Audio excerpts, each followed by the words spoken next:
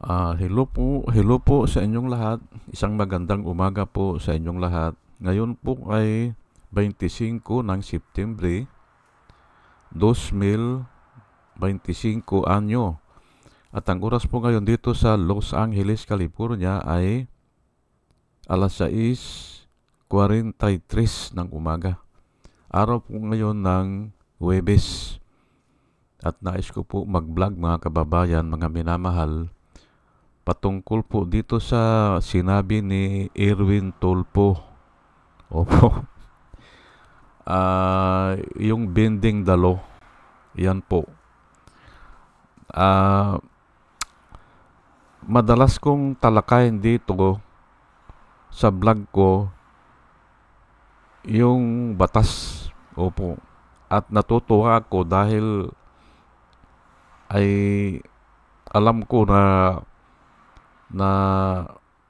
marami na akong natalakay dito, pero tatalakayin ko na naman para maintindihan po natin ano yung batas. Opo, sang-ayon po sa Biblia. Kasi marami po talaga ang nalilito eh. Opo, marami talaga. Ay ako din, ganun din ako dati eh. Kung ano yung paliwanag ay nadadala ako ng parang hangin. Opo, parang hangin lang kung saan ako dinadala ng mga paliwanag. Pero ngayon hindi po ako malilito diyan kasi ay pinag-aralan ko po eh. Opo. O sige po, ang title po natin ngayon ay To Bend the Law, sabi ni Erwin Tulfo. Actually, ito is about bending the law. At tatalakayin po natin. Opo. Ngayon ay itong sinabi ni Erwin Tulfo, mayroon siyang gustong sabihin eh. Opo. At valid po yan. O kuwan yan, yung parang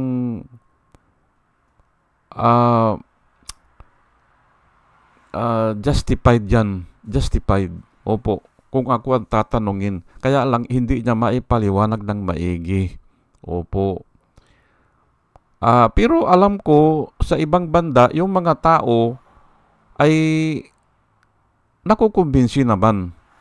Opo. Pero mas maigi po na mayroon tayong pagbabasihan na Biblia.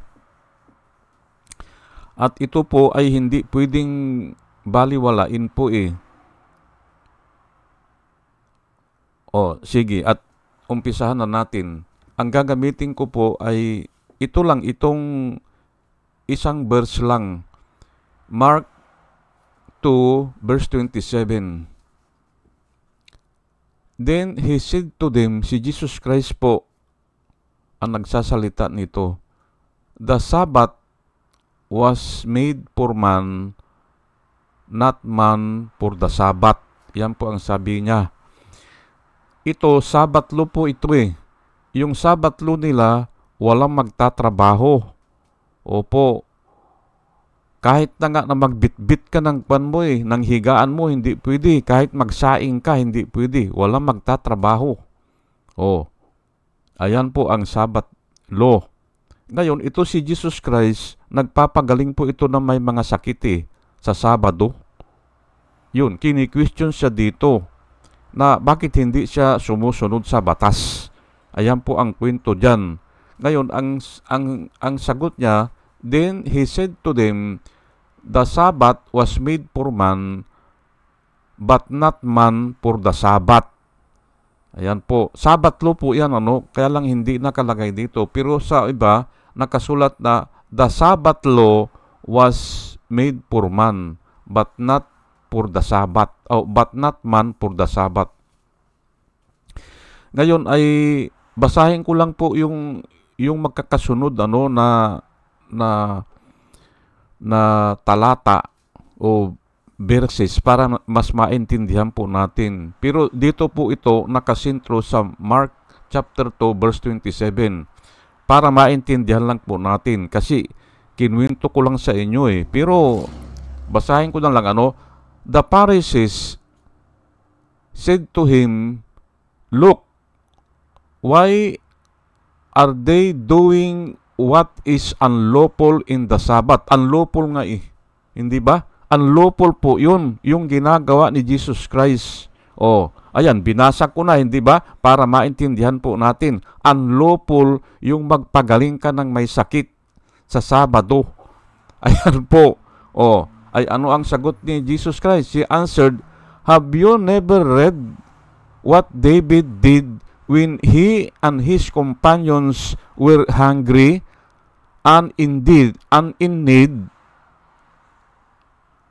In the days of Abiathar, the high priest, he entered the house of God and ate the consecrated bread, which is lawfully only for priests to eat, and he also gave some to his companions.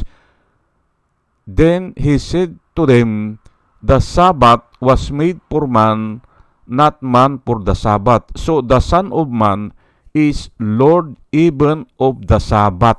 Ayan po ang sinabi niya para maintindihan po natin. Pero binasa ko na, pero ikwento ko lang ito, kung ano ba talaga ito. Sige. Tinatanong si Jesus Christ na yung ginagawa mo ay labag yan sa batas. Kasi nga ay nangangaral siya ng Sabado. Ay bawal magtrabaho ng Sabado. Nagpapagaling siya ng mga may sakit sa Sabado. Nagpapaalis siya ng demonyo sa Sabado. Ayan po, kaya kini-question siya. Kung ito ay anak ng Diyos, ay bakit hindi siya sumusunod sa Sabbath law? Ayan po, hindi ba? Kuan ito paglabag talaga sa Sabbath law ang ginagawa ni Jesus Christ. Ang topic po natin ngayon ay is bending the law. Hindi ba? At ito ang example ay ano ang sabi ni Jesus Christ. Bakit hindi nyo ba kanya nabasa doon sa Old Testament o doon sa kanya mga sulat yan mga yun ang unang Biblia hindi nyo ba kanya nabasa? Ano ang ginawa ni David? Pinasukan niya ang bahay ng Diyos. Actually ito yung kwan ito parang simbahan po ito pinasukan niya at dahil sila ay gutom, yung mga kasamahan niya, actually ito, galing po sila ito sa gira. Opo, galing sila sa gira at sila ay gutom na gutom. At pinasukan nila yung pag-aari ng chief priest o high priest, ito nga si Abiathar, at kinain nila yung mga tinapay na ang dapat kakain lang ay priest o high priest. Ang sabi niya, bawal yun. Sabi niya. Pero okay lang, hindi ba? Kinain nila yung mga tinapay na ang dapat ay ang kakain lang ay mga pari. Sinabi niya, hindi ba? Kasi nga, sinasabihan siya na dapat sumunod siya sa batas. Ay, tika muna. Sabi niya, hindi nyo ba kanya nakita? O hindi nyo ba nabasa? Sa kasulatan, sabi niya, noong si David at saka yung mga kasamahan niya ay gutom na gutom, pinasukan nila ang bahay ng Diyos. Ayun nga, yung kwan siguro yung simbahan. At kinain nila ang pagkain na lawfully, ang dapat kumain lang ay ang mga priest. At hindi pa yan. Mayroon pa siyang isang nilabag, yung huwag kang magnanakaw. Hindi ba? Huwag kang magnanakaw. At dalawaan ko nga, dalawa po ang kaso ni King David noon. Hindi ba? Huwag kang magnanakaw. At saka yung bawal kainin yung pagkain ng mga pari.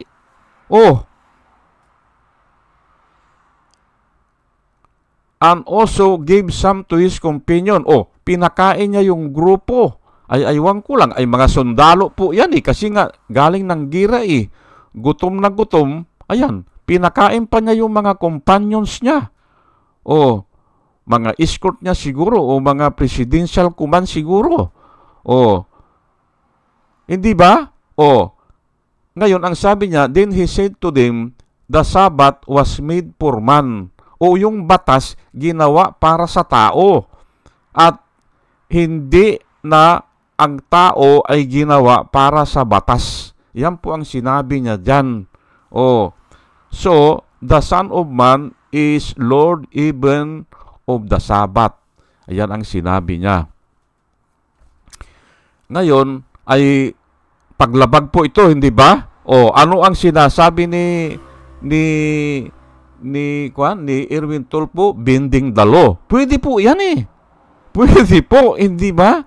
Okay, ngayon ay marami po akong verse na pwede kong ilagay dito o isulat dito, pero marami po kung 100 yan, pwede. Ano? Pero ngayon ay pumili lang ako ng 7 para sinamarize ko. Pero actually ganito ang pagkasulat niyan, at babasa-basahin ko isa at ipapaliwanag ko. Ito, pinili ko ito kasi nga pwede nating i-bend ang batas o bending the law is okay. Ayan lang nga example nga ni Kwan ni David di ba? At mayroon pang isa na Kwan galing din sila sa gira. Galing din sila sa gira. Ngayon, dumaan sila sa maisan. Kinain nila yung mga mais. Pag nanakaw yun, hindi ba? Pero okay lang Hindi ba? Pag nanakaw din yun. At mayroon pa silang batas ata na hindi mo pwedeng kainin yung mais na, aywan ko kung paano. May procedure May procedure bago kainin yung mais. Ngayon, nilabag din nila yun. Halimbawa, ay ilalaga mo muna, o ganun, o aywan ko lang, o ikikis-kis mo muna, o magpapasalamat ka muna sa Diyos. Procedure po yun ay hindi na nila ginawa yan. Basta pagdating nila doon sa maisan, kumuha na sila ng mais, ay siguro yung medyo bata-bata yan. Kinain nila. Ay pwede pala yun na pagnanakaw at saka yung procedure hindi na nasunod. May procedure po sila na sinusunod kung kakain ng mais. Opo. Maalala ko po nung bata din ako, pumapasok kami sa tubuhan. Opo, sa tubuhan. Nagpapastol ako ay doon namin pinapastolan yan sa kwan lang, doon sa paligid ng tubuhan o doon sa tubuhan mismo. Kasi maraming damo sinasakyan namin yung kalabaw, pinapakain namin doon sa tubuhan. Pwede kaming kumain hanggang gusto namin ng tubo. Pero hindi kami pwedeng mag-uwi. Okay lang doon sa may-ari. Sige, kanya, kumain kayo. Pero diyan lang kayo kakain sa loob ng tubuhan. Ganun po. At nakita ko pala sa Biblia, pwede pala yun. Pwede. Kung nagugutom ka at dumaan ka sa tubuhan sa maisan, pwede ka palang kumain. Pero may procedure na susundin ka. Opo. Ay, yun nga, hindi naman kami sinisita nung may-ari ng tubuhan. Kasi nga, ay nagugutom kami, hindi ba?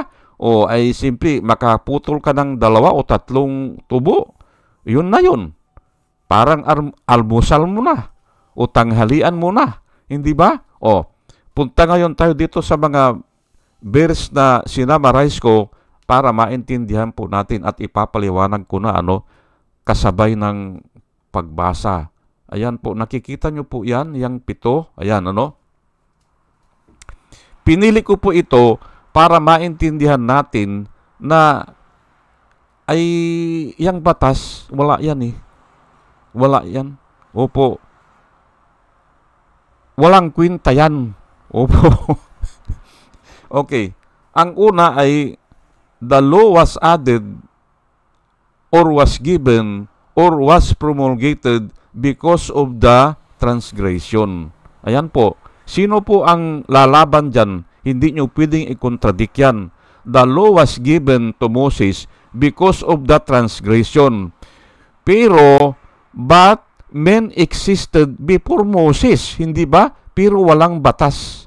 Of course, mayroon tayong moral law na binilin yan. Binilin po ng Diyos yan. Pero hindi naka-written, hindi nakasulat. Pero yung ibinigay kay Moses ay talagang sinulat yan. But it was given because of the transgression. Palagay ko, naniniwala kayo dyan, ano? So, nauna pa kasi ang tao kisa yung batas na ibinigay kay Moses May civilization na nga dun Oh. Hindi ba? Oh. Pero wala pang ibinibigay na batas. So, superior po ang tao kung ikukumpara sa batas. Kasi nga, it was only given because of the transgression. Marami na kasing sumasalangsang. Marami nang lumalabag. Saan? Doon sa moral law. Para maintindihan po natin, ano? At ito, ang purpose lang nito is to tell you that you are committing a crime. Yan po ang purpose yan. That you are committing a crime. Isang purpose yan. Para no question asked. Ayan nakasulat dyan Huwag kang magangalo niya, hindi ba? Nangangalo niya ka ba? Si Joel Villanueva nung isang araw hindi ba? Hindi ko na natalakay. Pero nakaready na ako. Tatalakayin ko yung mayroon siyang ang tawag nila doon ay mistress ata yan o chicks ang tawag doon. Nangangalo niya ka ba? Ayan po hindi ba? Para sabihin sa iyo na mali yan ay may batas, hindi ba? Adultery o kung ano man yan. Number 2, no one is justified by following the law is evident. Nakasulat po yan Nakasulat po yan. No one is justified by following the law is evident. Kontrahin nyo yan. Kung kaya nyong kontrahin, wala Hindi nyo makukontra yan. Walang majustify sa pamamagitan ng pagsunod sa batas. Is evident. O hindi mo makikita yan o hindi mo pwedeng ilaban yan. Is evident nga O, may ebidensya tayo dyan na walang majustify sa following the law. Kasi nga, kahit na isa, wala naman talagang sumusunod Wala Tignan mo ito si Joel Villanueva. Nangangaral yan Hindi ba? Si Kibuloy, hindi ba? Nangangaral yan. Walang nakakasunod. Ang ibig sabihin, walang nakakasunod. Kaya walang majustify. Pero yung iba, sinasabi lang, sundin natin ang batas. Hindi ba? Si Marcolita, sabi niya, mayroon daw procedure na dapat mauna daw ang judgment kaysa dun sa restitution o yung pagbabalik ng pera. Ayan nga si Jinggoy po Inatasan na po yan ng kwan At saka si Bong Revilla. Si Jinggoy Estrada at saka si Bong Revilla, inatasan ng korte, ibalik yung ninakaw na pira. Mayroon pong judgment dyan. Ibinalik ba nila? Hindi Ano ngayon ang ilalaban ni Marcolita na dapat daw ay mauna ang judgment? Kalukuhan yan. Hindi ba? At tinalakay ko na yan kahapon o nung isang araw na si Sakio, yung chief tax collector noon, panahon ni Jesus Christ, ibinalik. Half of my possession I will give to the poor, and if I deprive anyone of anything, I will return it 4 times. If I cheated anyone of anything, sabi niya. Hindi ba? Anong sabi ni Jesus Christ? Indeed, salvation has come into this house. Sabi niya, nasave si Sakio. At yung pag-save niyan, galing po sa Diyos yan. Hindi ba? Hindi galing sa tao. Galing po sa Diyos. Save ang household na ito. Sabi niya. Kasi nga ni-return niya. Number 3, the law is just our guide or our tutor to bring us to righteousness. Yan lang po ang purpose ng batas, to bring us to righteousness. The law is just our tutor. Tinuturuan lang tayo para tayo ay maging righteous. Pero ang pinakamahalaga po ay yung righteousness. Hindi ba? Ang purpose kasi ng batas is to bring us to righteousness. Adi yun ang mas mahalaga. Parang nagpurma ka ng siminto, halimbawa, yung poste o yung beam, nagpupurma ka. Yung batas, parang purma yun, o yung formworks, o yung mga kahoy, yung mga plywood. Para maipurma mo yung beam o yung column. Pag naipurma mo na yan, after a few days, hindi ba? After a few days, matigas na yung siminto, pwede nang tanggalin, hindi ba? Ganun po yan. Yan po ang purpose ng batas. Is just our tutor or is just our guide to bring us to righteousness. Mas mahalaga po ang righteousness na sa iba pong another topic ay justice is to obtain justice naman. Sa ibang topic yon. Pero ito, dahil nga ano ba ang batas, ang kwan natin, ang tinatalakay natin is to bring us to righteousness. Mas mahalaga po yung righteousness o yung justice. Ayan po. Kaya may batas is to obtain justice. Ayan po. Para maintindihan po natin. Number 4, the most important matter of the law is to obtain justice. Ayan na pala, isinulat ko na rin pala dyan para wala tayong i-question. Number 5, we are kept under the law until the righteousness of God has been revealed. Ito po hindi nyo alam ito. Kami lang mga born again at yung mga nagbabasa ng Biblia o yung nag-aaral ng Biblia, pinagpag-aralan ito. We are kept under the law until the righteousness of God has been revealed. Sino yun? Si Jesus Christ. Jesus Christ is the righteousness of God. Kaya itong mga batas na ito, parang baliwala na ito. Kasi nga alam na natin yung righteousness na ipinakita ni Jesus Christ.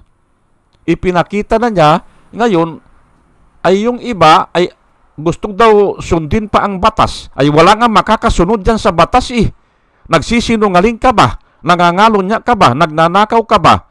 Ayan nga hindi nga masunod ng tao yan Kaya alam ng Diyos na hindi masunod yan, kaya nagbigay siya ng another alternative, yung faith, yung pananampalataya na lang. Doon tayo maliligtas. Kung isa sa alang-alang natin yung righteousness ng Diyos, si Jesus Christ nga, yun ang sundan natin o yun ang sundin natin. Yun po. Kaya, para din na sinasabi, bending the law. Kasi nga mababaliwala nga po ang law. Dahil pumasok na si Jesus Christ, we are kept under the law until the righteousness of God has been revealed. Jesus Christ is the righteousness of God. Yun ang i-imitate natin. Yun ang kuhanan natin ng mga example at gayahin natin. Yun po. Bakit ipipilit yung batas na yan? Nangangalunya ka ba? Nagnanakaw ka ba? Nagsisinungaling ka ba? Nagtitistibay ka ba sa hindi totoo? Ay problema po ng tao yan kasi nga halos lahat guilty Hindi ba? Pero nga si Malcolita, narinig ko, ipipilit niya, ay tika muna, sabi niya, hindi ganyan. Ay, yun nga, gusto niyang, pero hindi niya sinasabi ano yung procedure ano yung nilalaban niyang procedure, dapat gumawa siya ng procedure. Sinabi niya na, Sir, hindi po natin pwedeng kanyan. Hindi po natin pwedeng kunin ang mga kanyan, mga kayamanan yan. Kailangan may court judgment. Dapat yun ang sabihin niya. Tignan natin kung papayagan ng mga tao yan na huwag ibalik yung mga kutsi, huwag ibalik yung mga kayamanan. Huwag ibalik yan na ang mga tao po ay wala nang makain, hindi ba? Wala nang makain. Yung mga sasakyan nila ay nalubog sa baha, nasira. Galit na galit ang mga tao. Yung mga sasakyan nila parating nasisira kasi lubak-lubak ang kalsada. Tapos sasabihin ni Mark Lolita, huwag mo lang ibalik ang pira. Nanakaw, hindi ba? Ay baka, susugodin yan pag gumawa siya ng batas gumawa siya ng guidelines. Sige, gumawa siya ng procedure. Siya kasi hindi naman niya sinasabi Gumawa siya at pirmahan niya at sige, ipaapurbahan na sa parlamentary. Ipaapurbahan na. Pero aangal po ang mga tao kung hindi makakatanggap. Ay iyang na nga si Jinggoy, hindi ba? Sintinsyado po yan na ibalik yung pira. Hindi naman binabalik Yan ang tanong ko kay Marcolita. Kung ang gusto mo muna ay judgment muna bago ibalik. Ayan nga si Jinggoy Estrada. Hanggang ngayon hindi binabalik. At saka si Bong Revilla, ang sagot ni Bong Revilla noon, bakit ko ibabalik yan? Hindi naman ako guilty. Opo, hindi po guilty kasi napawalang sala pati sa grab, si Bong Revilla. Pero ang naparusahan, yung chief niya, yung staff niya, chief of staff niya, yun ang naparusahan at namatay hanggang sa bilangguan, hanggang kamatayan na, doon na namatay. Pero ito si Jinggoy Estrada, guilty po ito, ang verdict po, grab lang. Pero under appeal siya sa Korte Suprema. Kaya nakalaya nga ngayon Dahil ang grab ay may bail. Pwedeng magpiyansa. Hindi ba? Ito na po tayo sa number 6. At dito kayo, mamabangha po pero nakasulat po ito Si Paul ang nagsulat ito. Jesus Christ fulfilled the law so that He has the right to abolish it or abolish the law. Nakasulat po yan, Hindi nyo pwedeng labanan yan. Jesus Christ fulfilled the law so that He has the right to abolish the law. Hindi ba? Siya lang ang nakapulfill fulfill the law in which no one else can do, but He fulfilled the law so that He has the right to abolish the law. Ano po ang sinabi ni Jesus Christ nung una? Nung tinatanong siya ng mga Pariseo, sabi niya, do not think that I come to abolish the law. No, sabi niya, I came to fulfill the law, sabi niya. Pinulpil niya po yung batas Kaya nga dito, ang sabi naman ni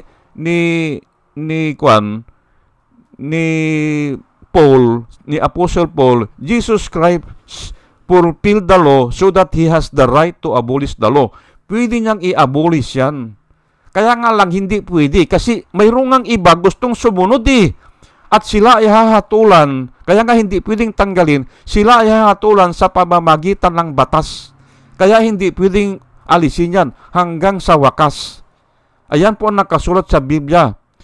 Those who want to follow the law will be judged according to the law. Yan po nakasulat Those who having not the law, ganun bang pagkasulat? Okay, ganun nga. Those having not the law, yung mga inosente, yung hindi nila narinig ang batas. Those having not the law will be judged according to their conscience. Yan po Pero yung may faith, hindi nahahatulan yan. Wala na. Pronounced not guilty na. Yung may pananampalataya. Kasi nagsisi na sila Humingi na sila ng tawad. Kaya pronounced not guilty na sila. At yun ang sinasabi natin ng mga born again. Kung talagang born again, ay kaso naman yung iba, nangangaral lang hindi ba? Okay, number 7, we are no longer under a tutor, but is of faith. For the just, as it is written, sabing ganon, for the just shall live by faith. Ayan po. Hindi tayo maliligtas dyan sa pagsunod sa batas. Hindi tayo maliligtas ng batas. Inferior nga po yan eh. Inferior eh. Mas mataas po ang faith. Mas mataas ang righteousness kisa yung batas na yan. May ibibigay po ako sa inyo ng example ha. Kung talagang ang batas ay mataas o makakasave ng kaharian o ng gobyerno o yung pinakamataas yan. Ito po ang nangyari, ano? Si Daniel, inihulog po yan sa kuweba ng leon, ng mga leon. Inihulog. Bakit siya inihulog? Ha? Kasi yung hari, sa pamamagitan ng sulsul ng mga ministro niya, yung mga ministro, sinulsulan yung hari na kailangan lahat ay luluhod sa ganitong oras. Lahat ay luluhod sa hari. Ay hindi lumuluhod si Daniel. Ay ayaw ng hari kasi nga kaibigan niya si Daniel eh. Manghuhula yan si Daniel eh. At yan ang nilalapitan niya. Ayaw gawin ng hari. Ay kung hindi niya ginawa, matatanggal yung kanyang pagkahari. Bakit? Gumawa sila ng batas, mas mataas pa ang batas kisa sa hari. Opo. Ulitin ko mas mataas pa ang batas kisa sa hari. Ay, tanungin ko po kayo, ay Assyria po yun eh. Mga Assyrians po yun. Galing ng Babylonians, tapos sila Daniel napunta sa mga Assyrians. Yung king ng Assyrians, hindi siya pwedeng lumabag doon sa decree na pinirmahan niya. Lahat ng hindi luluhod pag ganitong oras, ihuhulog sa lions din. Ayan po. At inihulog nga, pero ayaw niya. Hindi ba? Pero inihulog. Pero hindi kinain. Kinabukasan ng umaga, Daniel, sabi niya, buhay ka pa ba? Opo, sir. Buhay pa ako, sir. Sabi niya eh. Ay bakit ka nabuhay? Ay kasi may anghel na dumating, sabi niya, na yung bunganga ng pinigilan. Bunganga ng mga leon, pinigilan, sabi niya. Sige. Palayain yan. Pinalaya. Ngayon, yung ministro na gumawa ng decree, yun ang ihinihulog doon sa pati pamilya. Pati pamilya po nung ministro. Ubos, pinakain sa leon. Hindi pa lumapag sa lupa yung katawan nila, sinagpang na sila ng leon. Ganun po ang kwento. So, ang dyan, kung talagang okay yun, na yung batas mas mataas pa sa tao o mas mataas pa sa hari, kasi nga, kwento po yan eh, natutuon nangyari. Dapat ngayon, ang Assyria buhay pa. Ay, wala na eh. Hindi ba? Sinalakay din sila ni Alexander the Great eh. Pinabagsak sila eh, ni Alexander the Great. Hindi ba? Kaya wala yan. Yang sasabihin natin na mas mataas ang batas, hindi ba? Sundin natin ang batas, kalukuhan lang po yan. At binigay ko na po ang mga example ko. Sige po, hanggang dito na lang po at malilit na ako. At dalayan ko po sa Panginoon na sana sa ating pakikinig ay bigyan tayo ng Panginoon na wisdom na nanggagaling sa Kanya. At muli mga kababayan, mga minamahal, isang magandang umaga po sa inyong lahat at salamat po sa inyong pakikinig. Salamat po ng marami. Salamat po.